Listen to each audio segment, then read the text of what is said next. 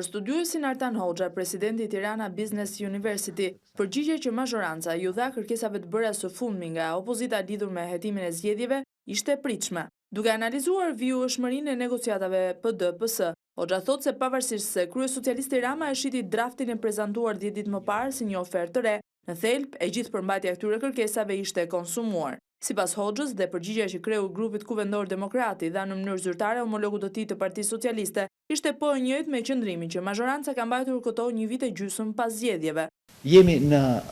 shkëmbimin kortez të ofertave, deri diku edhe hiliqar i të dyja palëve, për të shtyrë sa më shumë të jetë e mundur.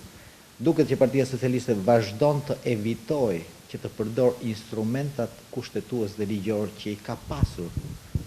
i ka dhe do t'i ketë gjithnjë në dispozicion pavarësisht nga vullneti i mazhorancës, dhe duket që mazhoranca gjithmonë kthen përgjigje të përdor këto instrumenta që nuk i ke përdorur. Jemi në të njëjtat ura, jemi në të njëjtat përmbajtje, jemi në të njëjtat qëndrime që kemi parë muaj dhe të ndoshta dhe 1 vit më parë. Të shohim se si do të rrjedhin ngjarjet pas kësaj. Duke shprehur keqardhje që mbetemi në të njëjtën situatë ngërçit politik, Hoxha bën përgjegjëse Partinë Socialiste për sinjalet as pak pozitive që po vijnë nga Bashkimi Evropian në lidhje me përgjigjen që vendi ynë po pret për kërkesën e marrjes së statusit si vend kandidat i Bashkimit Evropian. Në datën 9 nëntor do marrim 2 lajme, një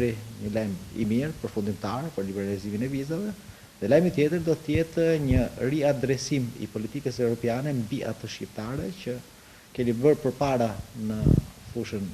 e integrimit europian, por nuk jeni në rregull me ngërçin politik i cili ju tregon se jeni një klasë politike ende e papjekur. Ajo që më shqetëson më shumë është se jo vetëm që nuk ka një reflektim të klasës politike shqiptare, veçanërisht të opozitës, e cila ka në dorë çelësin e evitimit apo jo të këtij ngërçi, duke përdorur, jo duke u nështruar vullnetet të mazhorancës, por duke përdorur instrumentat kushtetues dhe ligjor, të cilat mund të kishte përdorur që në shtatorin e vitit 2009. Dhe prandaj opozita që ka zgjidhjen është opozita që është shkaktarja.